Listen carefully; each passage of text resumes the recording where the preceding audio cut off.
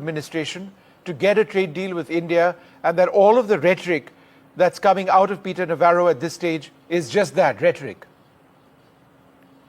Well, Peter is kind of a dog. He's let off the leash when the White House lets him. The fact that he's been tweeting for a number of days now and the rhetoric has been escalating indicates that Trump approves. If he didn't, he'd shut him up. So at this point, I understand my colleague's idea that this is about trade, but trade is not when you go to a country and say, look, capitulate. I think Donald Trump thought that because Europe just kind of rolled over and played dead, that India would do so also. Remember, he is a bully, and this is go. But I have fundamental misreading. This is not about trade. The trade with India is fairly small for the United States. Yes, there is a trade imbalance, but the fact is the U.S. has been running trade imbalances for. 嗨，欢迎来到果果的新闻频道。本期重要看点：震惊，美国白宫高官竟用战略搭便车这种词公开羞辱印度，指责印度买俄罗斯石油是在给普京续命，还威胁说想当美国伙伴就得乖乖听话。这已经不是外交辞令，简直是赤裸裸的霸凌。但更劲爆的是印度的反应和美国的双标，美国自己却还在偷偷购买俄罗斯油和钯。为什么中国买的更多却没事？偏偏针对印度，这场突如其来的外交风暴正好撞上印度总理莫迪和中国领导人即将举行的关键会晤。这仅仅是贸易摩擦，还是美国在把印度往中国这边推？今晚我们将深入揭秘这场外交地震背后的真相，绝对让你意想不到。请看前方发来的报道。Good evening. Welcome to Left, Right and Center. I'm Vishnu Shom. Tensions between Washington and New Delhi have hit a new low, driven by White House advisor Peter Navarro's scathing ex-post today. Navarro accuses India of being, and I quote, a strategic freeloader, claiming its purchase of Russian oil fuels the war in Ukraine, acting as a financial lifeline to Putin's war machine. He insists Delhi must, quote, act like a strategic partner if it seeks that status with the United States, a demand that underscores a sharply deteriorating relationship. Now, this comes just 2 days before a critical meeting between Xi Jinping, the Chinese president, and Prime Minister Modi in Tianjin. That'll be on Sunday. It could fundamentally reshape India-China ties. That's the hope. A potential thaw, possibly boosting trade, might shift India's global alignment, impact its relationship with the United States further. But all of this at the larger level, and let's talk about this, what India will not accept are condescending messages from a White House advisor whose messages expose a lack of understanding and out-and-out hypocrisy. If, for example, India is fueling the Ukraine-Russia war, then how is America helping by continuing to arm Kiev, something Donald Trump decided to stop doing a few months back before changing his mind? Why is China not being sanctioned for its oil imports from Russia, which are larger than India's? And what about America's import of Russian uranium hexafluoride for its nuclear industry, palladium for its EV industry, fertilizers, as well as chemicals? Is this the way a strategic partner should be treated? So the question on Left, Right and Center this evening, is the India-US strategic partner dead in the water, at least for the moment? Joining us now, Richard Rosso, Senior Advisor and Chair on India and Emerging Asia Economics at CSIS. Einar Tangen joins us as well. Ambassador Funchok Stoptan and Dr. Tara Kartha. Thank you all very much for being with us. Richard Rosso, to you first. To refer to India as a strategic freeloader among all sorts of descriptions which Peter Navarro has now used, it just seems that America isn't interested in this relationship anymore. It really does seem that, because every day there is more rhetoric. It's all coming from Washington by and large. India is largely quiet in terms of our government. Does this signify a change in how Washington sees New Delhi? Yeah, it's a pretty significant change. I think with the Biden administration, we had challenges, lots of challenges, and some of those were emanating from Delhi, some of those from Washington. But there was so much positive on the side on commercial cooperation, on security cooperation, that we were able to look past those and have successful summits and really move the ball forward in strategic cooperation. Right now, it appears just to get this relatively modest trade agreement across the finish line, that they're pulling out all the stops, putting a lot of pressure, pushing political buttons, which, President Trump last time he was in office would certainly poke Prime Minister Modi for trade issues such, but wouldn't try to hit some of the political underpinnings that support the BJP. And this time, it seems the gloves are off for some reason. But you're right. It is inspiring to see that New Delhi is treating this very maturely, not fighting back, trying to find a pathway forward. So, there's still a chance we can save this. But right now, it looks like in Washington, they're just driving the plane into the ground as fast as they can. Why would they want to do this? I mean, because at this stage, it's no longer really about the trade deal. I mean, that was what it started with. But now it is, in your words, driving the plane to the ground. Why would America want to do this from a broader diplomatic standpoint? Forget the trade business, all right? I think we're beyond that at this stage. Well, we're not beyond that. President Trump is so very focused on helping any American company, any American exporter, any way that they possibly can. Some of the things, India definitely is providing a lifeline to Russia. That's not false. India does have a massive trade imbalance with the United States. So some of the underpinnings, but to pull out all the stops and put this level of pressure, and especially on Russia, where India has been singled out, if there had been a broad sanctions program, if President Trump put his weight behind legislation that's been pending in the Capitol for quite some time to provide broad blanket sanctions against countries that buy Russian oil, would have been understandable in a lot of ways. But this unique pressure, it has a lot of us surprised and our heads spinning. But Mr. Rosso, what about the larger issue of American hypocrisy in this? America, per India, imports Russian uranium hexafluoride for America's nuclear industry, palladium for the EV industry, chemicals, fertilizers. China imports more oil than Russia. And then India gets targeted. And it's called Modi's war, even though America continues to arm Kiev. Yeah, that's why, again, I think it comes down to the trade deal. I don't think this is a shift in U.S. policy towards Russia. It feels like that. It sounds like that sometimes. But I really think this is just another lever, one that is way too big for what we're trying to accomplish, to try to get this trade agreement across the finish line, for Prime Minister Modi to give up some of the things that India simply can't give up, market access and basic agriculture. I firmly understand most Indian farmers, which is half of the working population, can't get agriculture product into the United States because India's supply chains are underdeveloped, cold chain storage, and so some of the areas that President Trump's pushing on, I understand, are real political red lines. And unfortunately, I don't think President Trump has somebody that's in his ear that can say this is a true red line. So that they're using unimaginable weight and a lot of issues that we wouldn't have expected to be on the table. So I do think at the end of the day, a lot of this does come down to the trade agreement. Even though they're throwing so much at the wall, it feels like it's a larger issue. But I think the deal's the thing. Sure, fair enough. Einar Tangen, do you believe this is hardball by the Trump administration to get a trade deal with India, and that all of the rhetoric that's coming out of Peter Navarro at this stage is just that, rhetoric?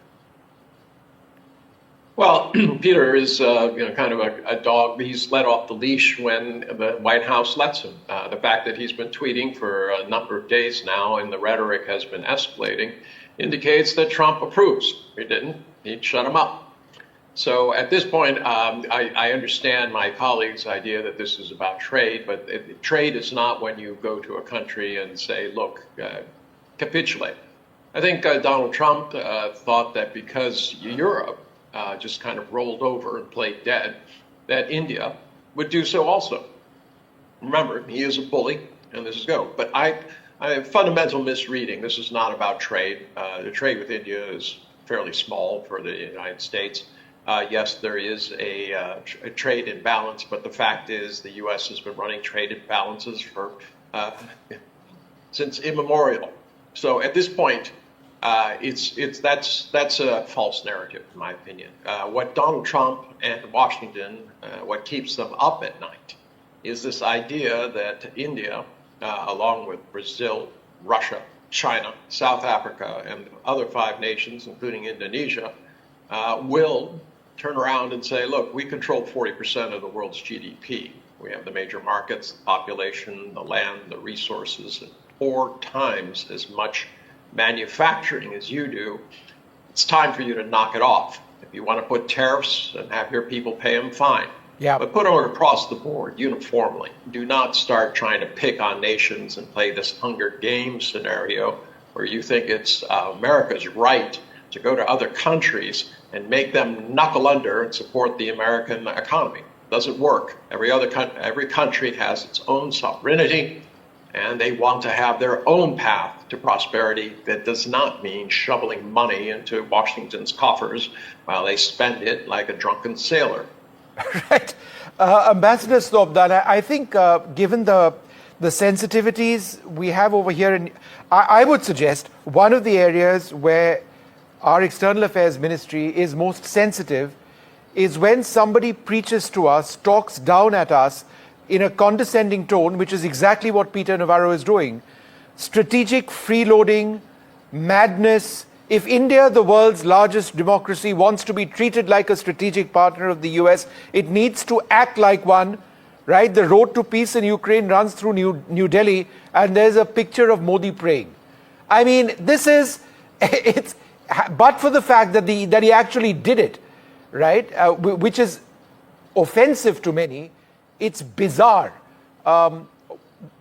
Is that your sense that, as well as somebody who's been a diplomat for so long, Delhi doesn't like people talking down upon us in a condescending tone? Absolutely.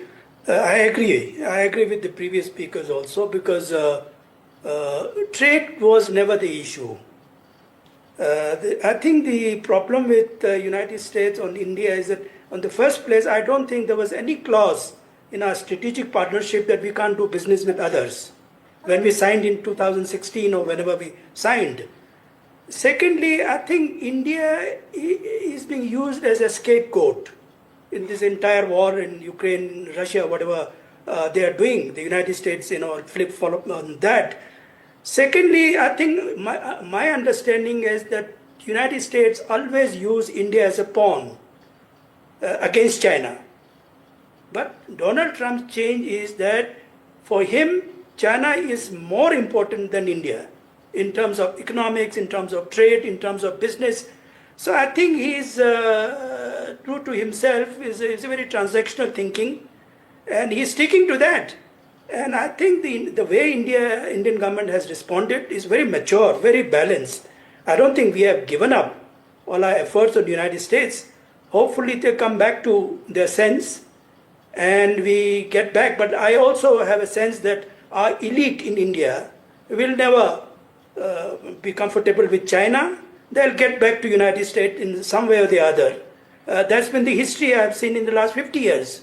I mean, the elite means the political elite or the bureaucratic elite. I'm not one of them. I'm not a fan of United States. But point is that that's how our culture is also, is so much into the United States. In the last 16 years, we've been focusing only on United States at the expense of others. Okay, point taken. Einar Dangan, would you like to respond to that with a reply to my specific question, which is, do you expect a breakthrough on Sunday or Monday between Xi and Modi? Something substantial. No, I don't. Okay.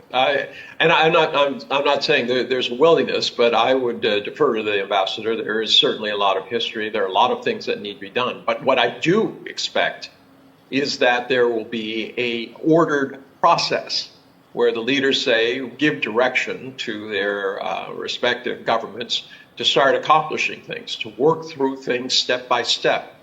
I mean, this is not these are mature countries. These are civilizations. They don't govern by tweet. That's something that's reserved to the United States and Donald Trump. So what I expect is it's not about blockbusters. It's about careful planning. I mean, the nonsensical part, and I think the ambassador can back me up, that on a fast track with a normal trade relationship, it would take 18 months to harmonize and figure out all the details. Donald Trump sent out a letter to 180 countries, including some very confused penguins, demanding that they pay up tariffs. I mean, and then they followed up with another broadside against friend, foe, and neighbor alike. This is not diplomacy. It's not governance. It certainly is eroding Washington and America's soft power. Remember, Donald Trump was not elected once, but twice, with an interim in between. So at this point, many countries They may be kowtowing to him. They may be smiling and saying sweet words and talking big numbers, but when they go back to their respective countries, they're figuring out how they can de-risk themselves from an unreliable and unrelenting partner that engages in the kind of hypocrisy that you outlined. Okay. Tara, the other part of what was actually mentioned by Mr. Navarro was, the fact that India continues to import weaponry from Russia. Now that can never change, and I think that's a red line New Delhi would never be willing to sort of allow anybody to cross. India imports weapons from whoever we want, and there's a history over there. And what do we do with all the Russian weaponry? Throw it into the Indian Ocean. I mean, it's senseless at one level, right? And therefore, if that is an American expectation, and it's been stated as that, it does appear strange again. I think that will be the second stage when you'll find another round of abuse from the US. Because the way we are going now looks like we are going to go back very strongly to Russia for weaponry. I mean, that is the way it's going to looking right now. Because you can't rely on these guys. I mean, the first GE engine has come, which is great. That is a separate issue because they have supply chain issues. Nonetheless, there is a sense here that you can't rely on these guys, like we said, the rest of them. But I just wanted to mark something that this, this public abuse of India is making it that much more difficult for us to sort of come halfway. You cannot, as a democracy, which Trump doesn't understand, because Europe, as they are NATO partners, they've been dealing with the US for years, they have a different relationship which allows them, even then, though it's humiliating the way they caved in, that is not something India can do. And the more they shout at us, the less we are able to do something to give a little. Why is that? Because I think what Richard said is right. I don't think there is enough expertise or somebody to tell these people what India is about, one. And there is not enough inputs going from Delhi.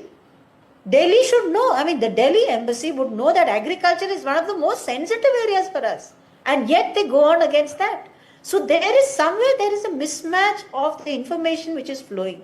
That has to be addressed. And it has to be addressed quickly. That is my key point. Well, Mr. Navarro is the advisor who advises President Trump. I mean, if this is the advice that he's giving Trump, then that's hugely problematic. If this is anyhow, I wanted to go back across to Ajay Sethi. Mr. Sethi, I was asking Einar Tangen earlier whether he believed there would be a breakthrough between India and China. He said no, not immediately. But what about, at least a breakthrough in terms of trade? It's already been announced that border trade is going to resume, air travel is going to resume. Do you believe that that is the route towards, India and China coming closer at this stage? So one must not forget that China is already India's largest trading partner. Much as we want to ignore, for even the years we had differences of opinion. But the fact of the matter is that right now we need the components. While Make in India strategy is a great strategy, but it will take some time to become a stronghold by itself. And we need the components. I hardly know any businessman who doesn't deal with China in one manner or the other. And therefore, to ignore it is out of the question, number one.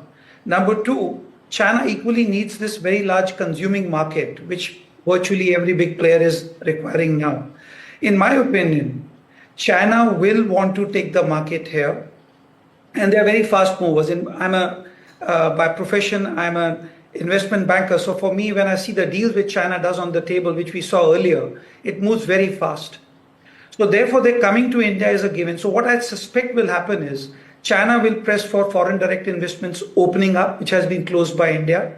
And on the flip side, we will try to secure more better trading routes with China. I have a feeling it will move at least towards, I think India is pressing for a 49% opening up of non-sensitive areas. Will we agree to give them 51%, which they are pushing for, is the big question to be seen. Okay. And Richard Rosso, if there is an agreement between India and China on an additional Chinese supply of rare earths, which we need across industries over here, then doesn't that in a sense push India even closer to Beijing's strategic embrace, call it what you may? Well, I think there's been a very important and nuanced review in India on how to really contribute to Make in India, the manufacturing campaign, and breaking down supply chains in areas like semiconductors, artificial intelligence, things like that. And, per the previous speaker, there's just some things you simply can't produce unless you're sourcing from China, because China has done an incredible job on dominating world markets in certain components. So in Indian strategy, before it was kind of like blanket cut off trade in certain areas. Now you're seeing a more nuanced approach that I think is pretty logical, which is, India to focus on things they're good at today, invest in areas in supply chains where they can be good at tomorrow, and realize that for the next 5 or 10 years, there's a lot of items that they're going to have to source from the rest of the world, whether it's China, Japan. So it's a very sensible approach, and I think it's one that, obviously the United States too. China remains one of our 3 largest trading partners, despite the pressure on trying to reduce our reliance on China for trade. So I think Delhi's approach in that front makes a lot of sense, and there really is another pathway around it if you want to be successful in manufacturing. Some areas like rare earth elements, you're not going to get facilities up and running for 10, 15 years. So you got to make sure that you can lock down supplies when you can. Einar Tangen, last word to you. In the past, we've seen incredible atmospherics when things were good between India and China, of President Xi and Prime Minister Modi on the banks of the Sabarmati in Gujarat, in Tamil Nadu as well, certainly in China when the Prime Minister visited. In fact, I was there covering that visit. But then things went sour. Do you foresee a more matter-of-fact approach between the two leaders, perhaps sort of gauging where each one stands, as opposed to larger celebrations and pomp, which have sort of accompanied the visits of either side in the past, quite a few years back now? Well, there's a lot of pragmatism involved in both sides. Trust is not built up. It's built up over time and lost in an instant. And both countries understand that, but they also understand that they're neighbors. But I think it's a mistake to think that this is all about China and India. India has the opportunity to lead. It was the one who created the non-aligned movement, and now that movement is coming, ready to be harvested. And India could lead that. And that is one of the things that Washington is afraid of. China certainly has all the power, but there's always concern about it. If India takes the forefront with the BRICS, right, it would be unstoppable. It shows up in Washington with that kind of power. That is what makes Donald Trump lay awake at night. Tara, last word to you. BRICS. Einar Tangen keeps speaking about BRICS and its power. Trump clearly very wary of it. And New Delhi quick to tell Donald Trump that no, we aren't looking to replace the dollar as the primary currency. Be that as it may, do you believe that, or do you see BRICS emerging, as a real challenger to the United States with a more active India involvement? So far from what we've seen of BRICS, doesn't look good. I mean, it's not a kind of a thing I would back, and I never did even when I was in service. But I want to make one point here. The basic India-US relationship, which you just saw in Rubio's statement with Jaishankar, the number of areas you're covering, that still continues. This loud noise which you're getting from outside is not that it is extremely damaging. Like I said, if I actually want to buy US weapons and I need them, I cannot because of the noise levels. Yeah. So that's the problem here, because that statement, you read it very carefully. It says if the more equipment is bought, then we can go ahead with the 10-year deal, the new deal which we are about to sign, 10-year deal, major defense partner. How can I buy anything that I want because of that would be. But you've just ordered $1 billion plus worth of jet engines from America, or you've announced an intention to do that for the Tejas. Doesn't that sort of seal that?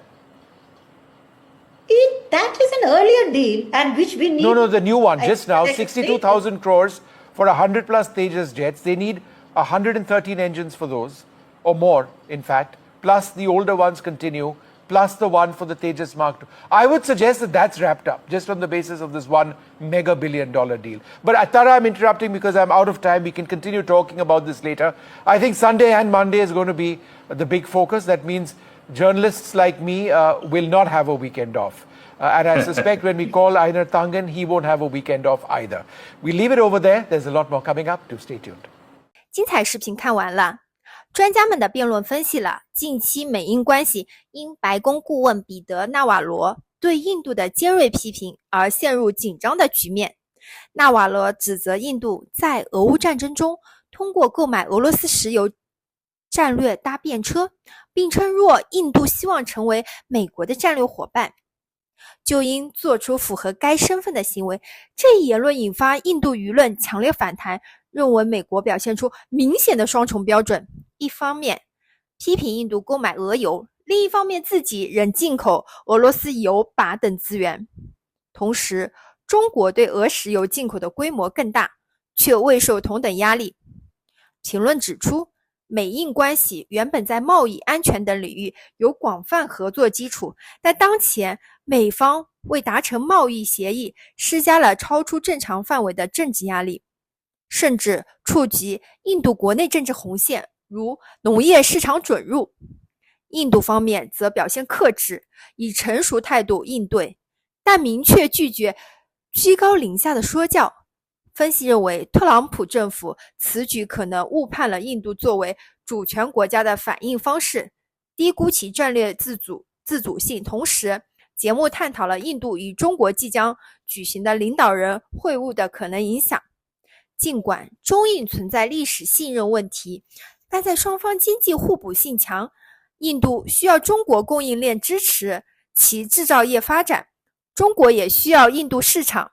预计双方将采取更务实、渐进的方式推动合作，而非追求表面氛围的改善。最后，评论提到，金砖国家 BRICS 可能成为印度在国际舞台上发挥领导力的平台，而这正是美国所担忧的。尽管印度否认寻求挑战美元地位，但多元化的国际次序正在形成。当前美印关系虽面临噪音干扰，但深层合作如军售仍在继续，双方关系的未来取决于能否妥善处理分歧，重建互信。